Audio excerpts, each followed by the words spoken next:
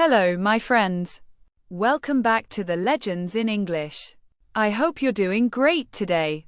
If you are here, it means you're ready to get inspired and improve your English while learning about one of the greatest personalities in history, Mahatma Gandhi. This is not just a story. It's a journey through truth, courage, and simplicity. So sit back, relax, maybe grab a cup of tea or coffee, and let's begin this incredible story together. Mahatma Gandhi, whose full name was Mohandas Karamchand Gandhi, was born on October 2, 1869, in a small coastal town called Porbandar, located in the Indian state of Gujarat. His father, Karamchand Gandhi, worked as a chief minister in the local court. He was respected for his honesty, wisdom, and strong sense of duty. Gandhi's mother, Putlabai, was a deeply religious woman. She lived a simple life, prayed every day, fasted regularly, and taught her son about kindness, patience, and faith. Gandhi often said that his mother was his first teacher and that her love and discipline built the foundation of his character. As a child, Gandhi was shy, quiet, and curious. He didn't talk much, but he always observed everything carefully. He loved listening to stories about great saints and heroes from Hindu scriptures. These stories filled his heart with values like truth, non-violence, and self-control. Even though he was an average student, he was very honest once. During an exam, his teacher asked him to copy from another student's paper, but Gandhi refused, because he believed that truth was more important than marks. That small act showed the great man he would one day become. From a very young age, little Mohandas was quiet and shy. He wasn't the strongest or the smartest boy in school and often kept to himself. But behind that shy face was a curious and thoughtful mind. He loved listening to stories from India's great epics, the Ramayana and the Mahabharata. These stories taught him about truth, bravery, and good behavior. Even as a child, Gandhi began to understand the importance of honesty and doing what is right, even when it is difficult. When he was just 13 years old, Gandhi was married to Kasturba Gandhi, who was also around his age. At that time, child marriage was common in India. Gandhi later admitted that he was too young to understand marriage, but this experience taught him about responsibility. Kasturba, or Ba, as she was lovingly called, became his lifelong companion. She was patient, caring, and wise. Together, they faced many struggles, and her support helped Gandhi stay strong through every stage of his journey. Gandhi's childhood was full of small lessons that shaped his future. Once, he stole a piece of gold from his brother and later felt deep guilt. To confess, he wrote a letter to his father, admitting his mistake and promising never to steal again. His father didn't scold him. Instead, he forgave him with tears in his eyes. This moment had a lifelong effect on Gandhi. He realized that truth and forgiveness were stronger than punishment. From that day, he promised himself to always live honestly. After finishing school in India, Gandhi decided to study law. In 1888, at the age of 18, he traveled to London, England, to become a lawyer. It was his first time leaving India. Life in London was completely new. The food, the weather, the language, and even the way people behaved were all different. Gandhi found it hard at first. He was homesick, missed his family, and struggled to speak English confidently. But he was determined to learn. He began to practice English daily, read newspapers and books, and observed how people spoke and lived. He even joined a public speaking group to improve his confidence. Gandhi also became a member of the London Vegetarian Society, where he met people from different countries and learned about new ideas like compassion, health, and simplicity. He stayed true to his mother's teachings and continued eating vegetarian food, even when others laughed at him for it. During his time in London, Gandhi read many religious and philosophical books. He studied Hinduism, Christianity, Buddhism, and Islam, and he discovered that all religions taught love, peace, and truth. This idea became the center of his life philosophy, that all faiths are connected through kindness and respect. After completing his studies in 1891, Gandhi returned to India, full of hope to start his career. But reality was hard. He was too shy in court and often forgot what to say in front of judges. Many people thought he would fail as a lawyer. Then, in 1893, he received an unexpected offer from a businessman named Dada Abdullah to work in South Africa for a year. Gandhi accepted the offer, thinking it would be a small step in his legal career. But he didn't know that this journey would completely change his life. In South Africa, he would experience injustice and racism for the first time. And those painful moments would awaken the leader within him. The quiet young lawyer from India was about to become the voice of truth and justice for millions. The Awakening. Gandhi in South Africa. We saw how a young, shy lawyer named Mohandas Gandhi traveled from India to South Africa in 1893. He had no idea that this journey would change the course of his life and the history of the world. When Gandhi reached Durban, South Africa, he was only 24 years old.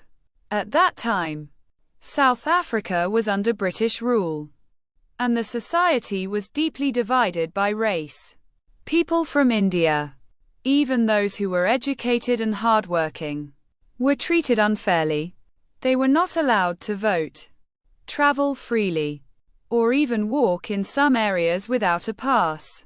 Gandhi, who had never faced such open discrimination before, was shocked and saddened. Just a few days after arriving, Gandhi experienced racism firsthand.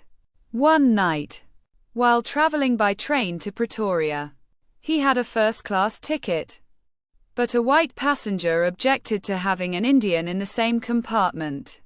The train staff ordered Gandhi to move to a lower class. When he refused, explaining that he had a valid ticket, they threw him off the train at Pietermaritzburg station.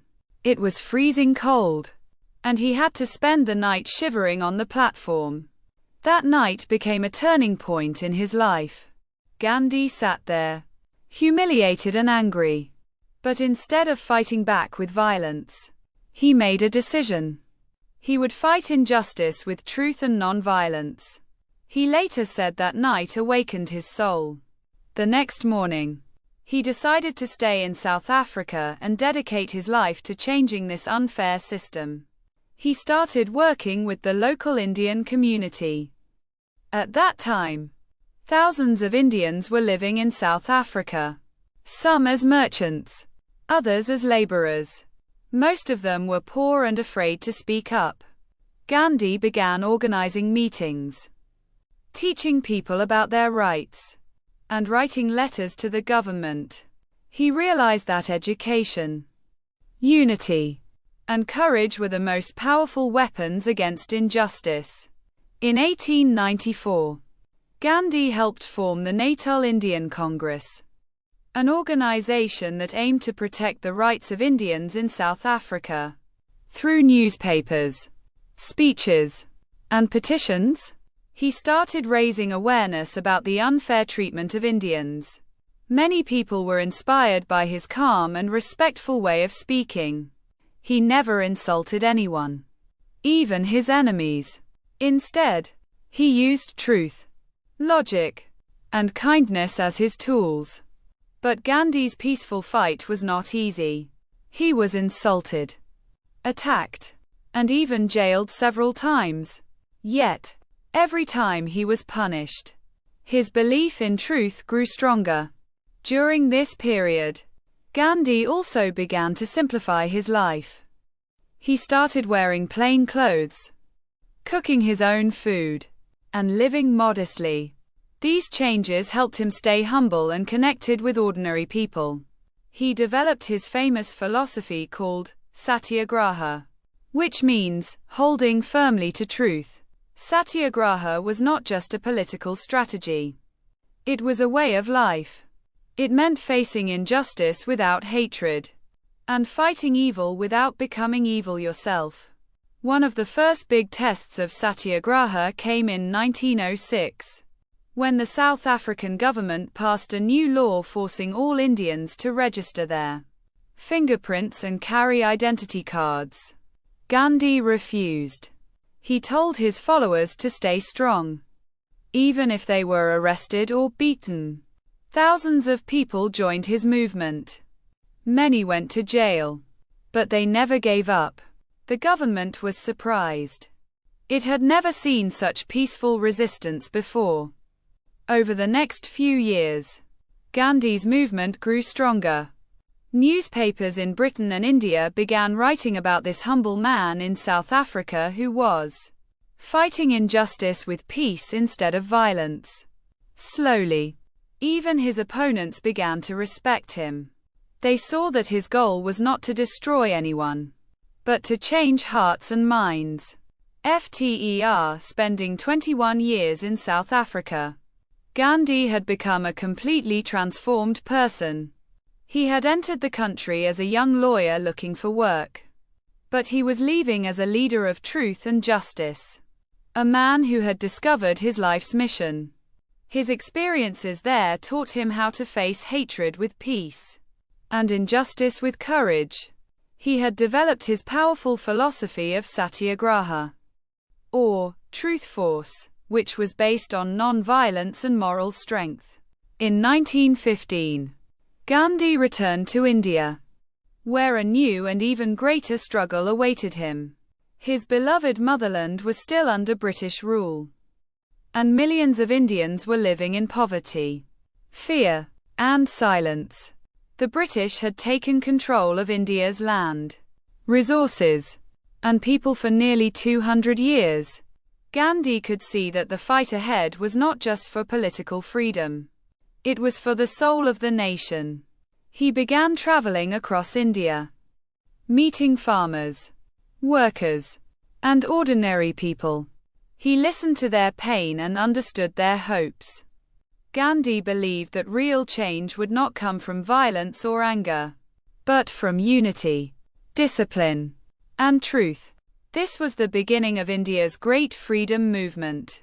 He was ready to lead India, not with swords or guns, but with truth, peace, and love. The rise of a leader. Gandhi returns to India. When Gandhi returned to India in 1915, the country was still under British rule.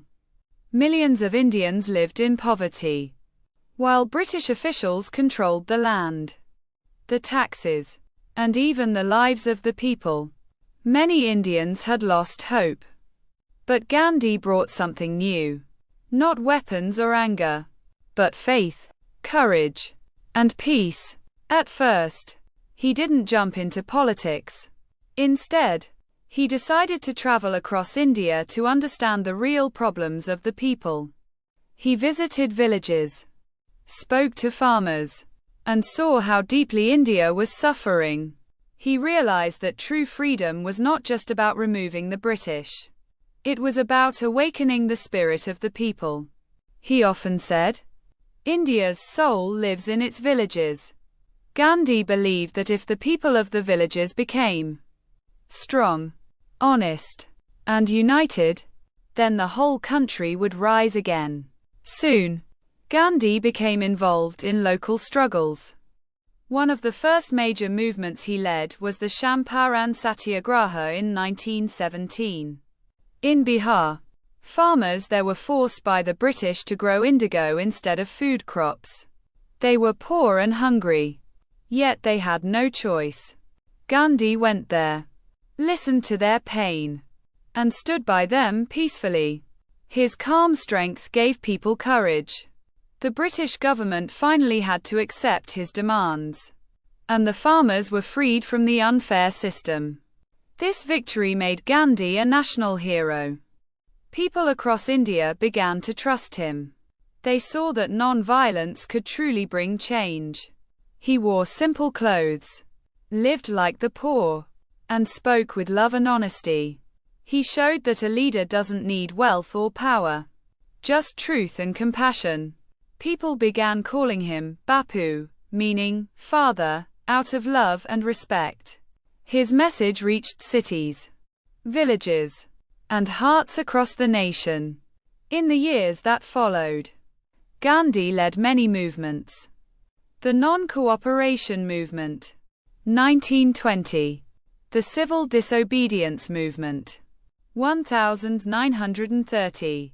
And the Quit India movement, 1942. Through all of them, he had one message: be the change you wish to see in the world. He encouraged people to make their own clothes, use Indian products, and stay united. He believed that independence would come only when Indians became self-reliant and fearless. One of his most powerful protests was the Salt March in 1930. The British had made it illegal for Indians to make their own salt, something every person needed to live. Gandhi walked 240 miles from his ashram to the sea, with thousands of followers, and made salt with his own hands. It was a simple act, but it shook an empire. The whole world watched in awe. Newspapers from London to New York wrote about the peaceful man who had challenged the might of the British Empire. Even when he was arrested, Gandhi never stopped believing in non-violence. He said, "They may torture my body, break my bones, even kill me, but they will not have my obedience." His strength came not from weapons, but from truth, a truth that made millions fearless. Gandhi's way of protest inspired ordinary men and women to stand tall and speak up. By the 1940s, Gandhi had become not just a leader of India, but a symbol of peace for the whole world. Leaders like Martin Luther King Jr. in America and Nelson Mandela in South Africa later said that Gandhi's ideas gave them strength to fight their own struggles. His teachings proved that peace can be more powerful than war, and love stronger than hate. Finally, in 1947, after decades of peaceful resistance, India gained independence. When people celebrated, Gandhi did not claim victory for himself. Instead, he prayed for peace between Hindus and Muslims, reminding everyone that freedom means nothing without unity and love. Sadly, on January 30, 1948, Mahatma Gandhi was assassinated in New Delhi. But even in death, his message lived on. The man who once said, "My life is my message," continues to inspire millions across the world. People who believe that truth and love can overcome even the darkest hate. So what does Gandhi teach us today? He shows us that real strength comes from peace, that change begins with courage, and that learning, just like freedom, starts within the heart. Gandhi proved that you don't need to be powerful to change the world. You just need to believe in truth and never give up on what is right. The final legacy. Gandhi's timeless message for the modern world. As we reach the final part of this journey, let's take a moment to reflect. Mahatma Gandhi may have left this world more than 70 years ago, but his spirit still lives on. In schools, in peaceful movements, in kind hearts, and in the lives of millions who believe in truth and love. His story is not only about India's freedom but about humanity's courage to choose peace instead of violence, and love instead of hate. Gandhi's message was simple yet powerful. Be the change you wish to see in the world. These words continue to guide people everywhere. From leaders to students. From workers to dreamers. He showed that real power does not come from weapons or money, but from character and courage. The greatest revolution, Gandhi said, begins inside each one of us. With a calm mind, a kind heart, and a truthful soul. In today's busy and noisy world, Gandhi's wisdom is more important than ever. He reminds us to slow down, listen carefully, and think before we act. When people fight on social media or argue over religion and politics, Gandhi's voice still whispers, "An eye for an eye makes the whole world blind." His words teach us that hatred only creates more pain, while love and forgiveness bring healing. He showed that forgiveness is not weakness. It is real strength. Anyone can shout in anger, but it takes great courage to stay calm and kind. Gandhi believed that peace is not something we wait for. It is something we create every day, with our choices and actions. Even when things seemed impossible, Gandhi kept his faith in truth. In his final years, when India became free but was divided into two nations, Gandhi did not give up hope. He walked through violent streets, fasting and praying for unity. He begged people to stop fighting and see each other as brothers and sisters. His body was weak, but his voice carried the strength of love. And though a bullet took his life on January 30th, 1948, his message could never be destroyed. Gandhi's ideas spread far beyond India. They touched hearts in America, South Africa, and across the world. Leaders like Martin Luther King Jr., Nelson Mandela, and the Dalai Lama said Gandhi's philosophy inspired their fight for freedom and equality.